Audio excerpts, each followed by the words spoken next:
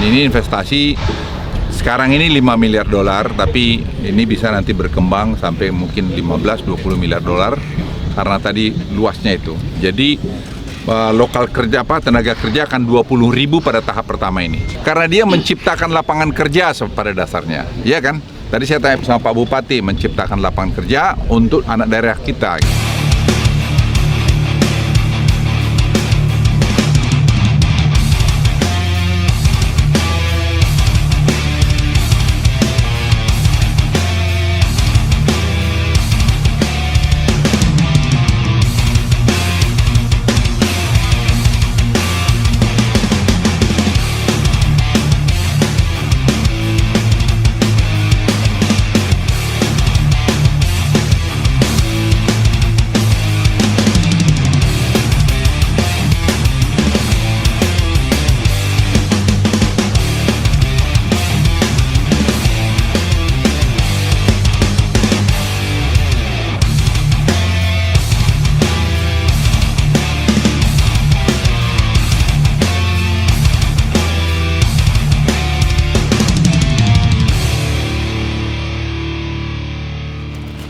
Kita mix saja, kan dia juga nggak mampu semua.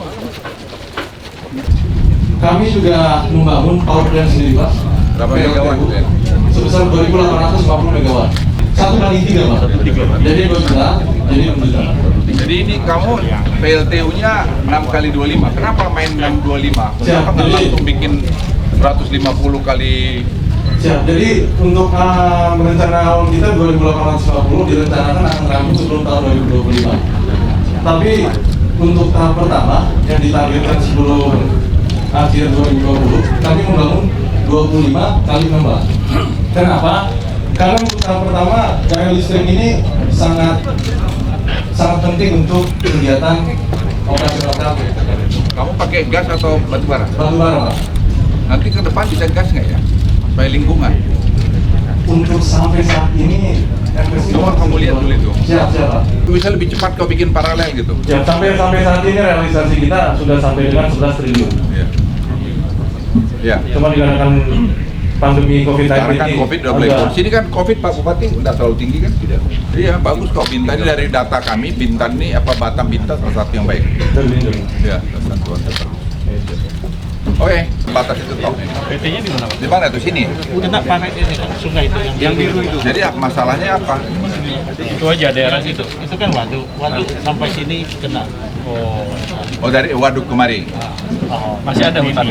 Hutan nggak ada, semua itu sudah sama. Tapi masuk kawasan hutan. Tapi nanti kalian berterapin aja bersihin. Nanti saya beritahu. Saya ada bicara Ibu Siti kemarin. Ya Pak, nanti kita lewat.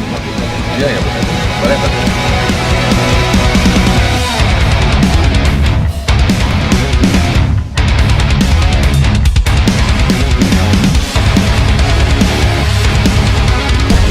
Tadi kami dengan Pak Menteri Edi, dengan Pak Gubernur, Pak Bupati, baru ninjau beberapa hal sekaligus. Ini seperti kawasan industri dengan Pak Santoni, lokal partnernya, itu satu investasi yang ternyata turunannya banyak sekali. Jadi boksit ini, alumina ini nanti bisa bikin badan pesawat, bisa bikin nanti jual malah tekstil, bikin bahan jas, bisa juga sampai kepada macam-macam sekali, banyak. Dan ini investasi sekarang ini 5 miliar dolar, tapi ini bisa nanti berkembang sampai mungkin 15-20 miliar dolar karena tadi luasnya itu. Nah, yang saya suka tadi Pak Gubernur dengan Pak Bupati sangat mendukung operasionalnya ini. Progresnya akan mulai produksi tadinya akhir tahun, tapi tertunda sedikit sampai awal tahun depan. Awal tahun depan mereka akan produksi semua ini. Jadi lokal kerja tenaga kerja akan 20.000 pada tahap pertama ini. Sekarang ini saya kira Anda bisa lihat di sini. Jadi bertahap dan kemudian mereka membangun politeknik tadi dengan Pak Gubernur sama Pak Bupati kita udah bicarakan itu. Jadi satu proyek yang menurut saya strategis sekali. Jadi setelah tadi nikel ore dengan tadi copper kita bikin downstreamnya. Sekarang boksit ini kita bikin downstreamnya. Jadi boksit ini ekspornya banyak, jadi mungkin kita setelah turunan ke bawah ya, ekspor ke Amerika, ke Tiongkok, ke Jepang, kemana-mana saja. Karena bahan ini sangat dibutuhkan. Yang selama ini kita impor. Nah sekarang Inalum akan dapat juga dari sebagian dari sini aluminanya. Jadi nanti daripada dari Australia dia impor, ambil dari sini kirim ke ke Inalum karena cost-nya lebih rendah. Jadi ini satu rangkaian industri yang saya kira supply chain-nya dalam negeri saja sampai global supply chain kita akan menentukan sekali ke depan ini. Nah ini yang saya minta supaya kita paham. Jadi jangan bilang tenaga kerja asing tuh kita mau menjajah, tidak begitu sama sekali, jauh dari pikiran itu. Mereka kita butuh untuk tadi Pak Santoni ini dalam hal-hal yang Pak Gubernur yang kita belum bisa kerjakan. Jadi merakit mesin-mesin yang cukup canggih kita belum, tapi kita selalu diikutkan terus. Situ. Jadi Pak Bupati, Pak Gubernur tadi lihat itu satu. Yang kedua tadi dengan kerjanya Pak Edi, tadi kami sepakat itu bahwa di selatannya nanti daerah Batam itu akan dibikin tadi kerambah ikan yang berkualitas tinggi yang bisa nanti untuk kualitas ekspor. Itu kerjasama dengan macam-macam. Dan sekarang kan Pak Edi punya ekspor kan meningkat nih 10%, 15%. Naik terus ya. Jadi kita berharap bisa nanti ekspornya naik sampai berapa puluh persen. Ya kalau perlu 100% dalam beberapa tahun ke depan karena beliau membuat satu sudah itu dan kemudian ada lagi nanti di Papua juga kerambah seperti itu. Jadi ada tiga tempat sebenarnya yang sekarang lagi difokus oleh Pak Edi. Jadi sekaligus kami melihat dan kemudian Pak Edi juga tadi bersama saya melihat reklamasi bagian daripada industri Bintan ini, yaitu memindahkan penggalian daripada alur dibikin tadi untuk pengurukan satu tempat. Tadi Pak Edi sudah memutuskan. Nah satu lagi tadi masalah